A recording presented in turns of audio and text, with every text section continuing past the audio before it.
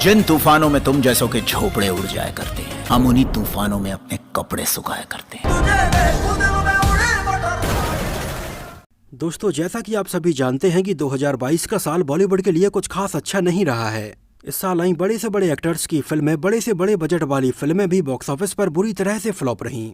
और जब लोगों की उम्मीदें बॉलीवुड से बिल्कुल खत्म होने की कगार पर थीं, तब ऐसे में हिमेश रेशमिया ने अपनी सन 2023 में आने वाली एक बहुत बड़ी action film badass Ravi Kumar का अनाउंसमेंट कर दिया है, जहां पर हिमेश रेशमिया ने लगभग 3 मिनट का इसका एक वीडियो अनाउंसमेंट जारी किया है। और हिमेश रेशमिया एन मौके पर बॉलीवुड के लिए बिल्कुल उम्मीद की किरण बनकर आए और हिमेश रेशमिया बॉलीवुड को अपने कंधे पर उठाकर उसको बचाने के लिए निकल पड़े। और अपने इस 3 मिनट लंबे वीडियो में हिमेश रेशमिया जितनी आग लगा सकते थे उन्होंने जमकर लगाई। गाड़ियों और हेलीकॉप्टर की आग तो छोड़िए, उन्होंने कई जगह तो इसमें बिल्डिंगों में और हवा में तक आग लगा दी। और हम इतने खुशनसीब हैं कि हिमेश रेशमिया का ये एक्शन लुक और उनकी ये एक्शन फिल्म हमें देखने के लिए मिलेगी। और इस बात की तो बिल्कुल गारंटी है कि हिमेश रेशमिया बैडएस रवि कुमार से एक नया इतिहास रचने जा रहे हैं, जिनके एक्शन और उनके डायलॉग्स के चर्चे हम अपनी आगे आने वाली जनरेशंस को कई सालों तक सुनाते रहेंगे कि हमारे जमाने में लॉर्ड हिमेश बैडएस रवि कुमार बनकर आए थे। मतलब ये समझ लीजिए आप कि हिमेश रेशमिया की अब एक्शन हीरो के तौर पर उनकी ये सेकंड इनिंग स्टार्ट होने वाली है। इसके पहले हिमेश रेशमिया का जो लोगों के बीच में रियल क्रेज था वो सन 2005, 6 और 7 के आसपास था, जो अपने आप में एक बहुत ही खूबसूरत दौर था। उस टाइम पर हिमेश रेशमिया को लोग बहुत ज़्यादा पसंद कर रहे थे, जो अपने आप में एक बहुत ही खूबसूरत दौर था। और उस टाइम पर तो हर कहीं पर केवल और केवल हिमेश रेशमिया के ही गाने सुनाई देते थे। हिमेश रेशमिया का टोपी वाला लुक, उनका आने वाला हर एक गाना उस टाइम पर सुपरहिट गाना हुआ करता था।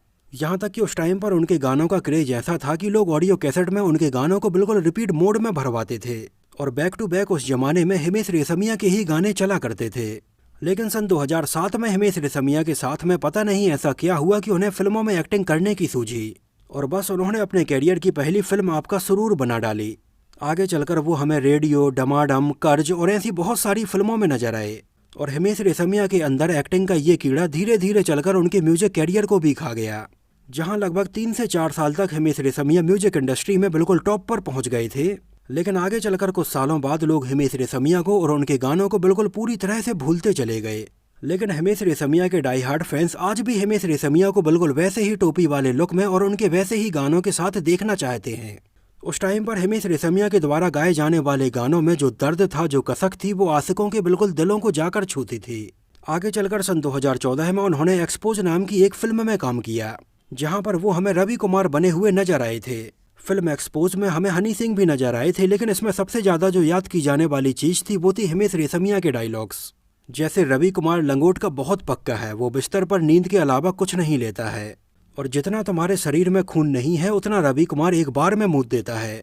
हिमेश रेशमिया के द्वारा फिल्म एक्सपोज में उनके बिना किसी एक्सप्रेशन के साथ बोले गए ये डायलॉग्स लोगों को बहुत ज्यादा पसंद आए और लोगों ने इंटरनेट पर मजाक मजाक में ये बोलना शुरू कर दिया कि रवि कुमार को एक बार फिर से वापसी करनी चाहिए। और पता नहीं लोगों के द्वारा मजाक मजाक में बोली जाने वाली ये बात कब और कैसे हिमेश रेशमिया के पास पहुंच गई और उन्होंने फिल्म बैडएस रवि कुमार बना डाली, जिसकी कहानी हिमेश रेशमिया ने लिखी है, इसका म्यूजिक भी हिमेश रेशमिया ने दिया है, इसमें गाने भी वही गा रहे हैं और इसका डायरेक्शन भी वही कर रहे हैं। और इसको उन्हीं की production company Himesh Reshammiya melodies के बैनर तले प्रोड्यूस किया जा रहा है। इसमें हिमेश रेशमिया की दूसरी पत्नी सोनिया कपूर ने उनके लिए कॉस्ट्यूम से डिजाइन किए हैं। इसमें रखे गए गाने बटरफ्लाई तितलियां के लिरिक्स भी सोनिया कपूर ने ही लिखे हैं। मतलब इस फिल्म के लगभग सारे ही डिपार्टमेंट हिमेश रेशमिया और उनकी वाइफ ने संभाल रखे हैं।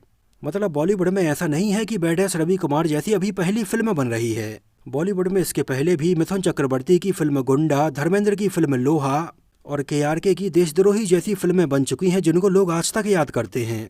बस समझ लीजिए कि सेम उसी यूनिवर्स में ही हिमेश रेशमिया की फिल्म बैडएस रवि कुमार ने भी अपनी एंट्री मार ली है।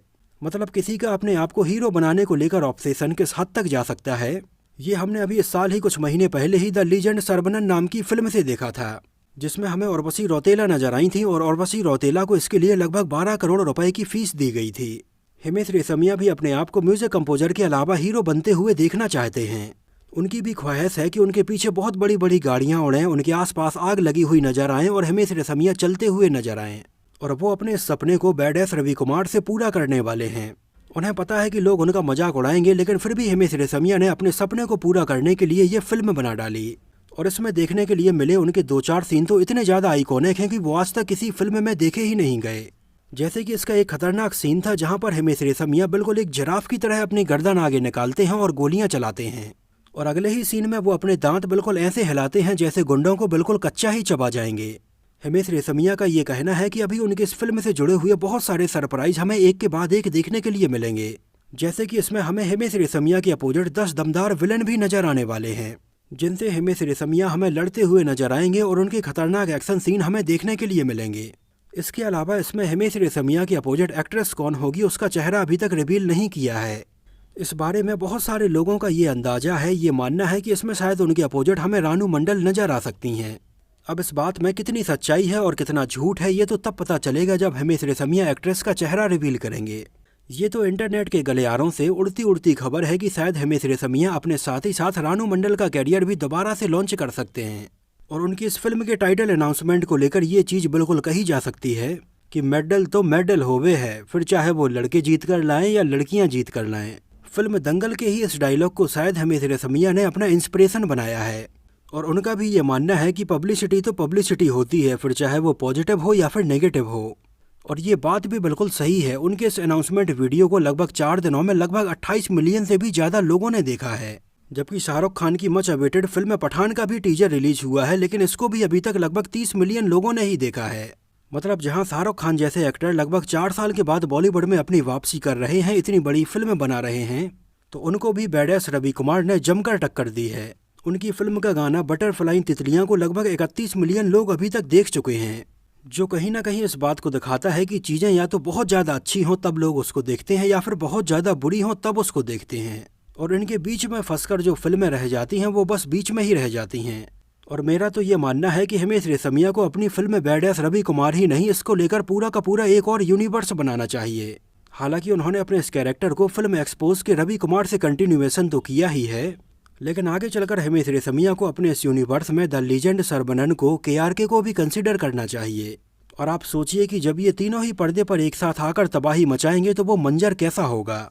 अगर ये यूनिवर्स आगे चलकर बन गया ना, तो उसके आगे तो मार्वल के यूनिवर्स और DC यूनिवर्स भी फेल हो जाएंगे। और एक बात तो आपको माननी ही पड़ेगी कि हिमेश रेशमिया के अंदर कॉन्फिडेंस बहुत ज़्यादा है, और उनके बराबर अगर 10% भी कॉन्फिडेंस किसी के अंदर आ जाएगा तो वो तो दुनिया में आग ही लगा देगा। तो अब हमें इंतजार है लॉर्ड हिमेश रेशमिया के बैडएस रवि कुमार नामक बम्ब का, जो वो सन 2023 में गिराएंगे। और 2023 में हिमेश रेशमिया बॉलीवुड की इस डूबती हुई नैया को पार लगाएंगे। बड़े से बड़े एक्टर अपनी फिल्में बॉलीवुड में इस साल लेकर आए, लेकिन वो नहीं चल पाई। लेकिन अब बॉक्स ऑफिस पर आग लगाने की रवि कुमार की बारी है, और ये बात तो बिल्कुल तय है कि उनके टीजर अनाउंसमेंट को लोगों ने पसंद किया हो या ना किया हो, लोग इसको इग्नोर नहीं कर सकते हैं। ये जब भी और जहाँ भी रिलीज होगी इसके चर्चे किए जाएंगे। और इस बात की भी बिल्कुल गारंटी है कि सन 2023 में हिमेश रेशमिया के मीम्स की बिल्कुल बाढ़ आने वाली है। मीम्स बनाने वाले अभी से उस शुभ घड़ी का इंतजार कर रहे हैं जब ये फिल्म रिलीज होगी। तो अगर मैं अपनी बात बताऊं तो मैं इसको लेकर थोड़ी एक्साइटेड तो हूं, और ये देखना चाहता हूं कि लॉर्ड हिमेश ने कहां तक ये फिल्म बनाई होगी। उन्होंने इसमें कितने क्रिंज एक्शन सीन और कितने डायलॉग्स रखे होंगे, इसका मुझे बड़ी बेसब्री से इंतजार है। आपका उनकी इस आने वाली फिल्म के बारे में क्या कहना है, हमें कमेंट सेक्शन में अपनी राय जरूर बताना। और हिमेश रेशमिया के बारे में आपका क्या कहना है, आप वही 2007 और 8 के हिमेश रेशमिया को देखना चाहते हैं या आज के टाइम के हिमेश रेशमिया 2.0 को देखना चाहते हैं? हमें कमेंट सेक्शन में अपनी राय आप जरूर बताएं। तो इस वीडियो में इतना ही, मिलते हैं किसी अगले वीडियो में बॉलीवुड फिल्मों से जुड़ी हुई कुछ और ऐसे ही इंटरेस्टिंग और रोचक बातों के साथ।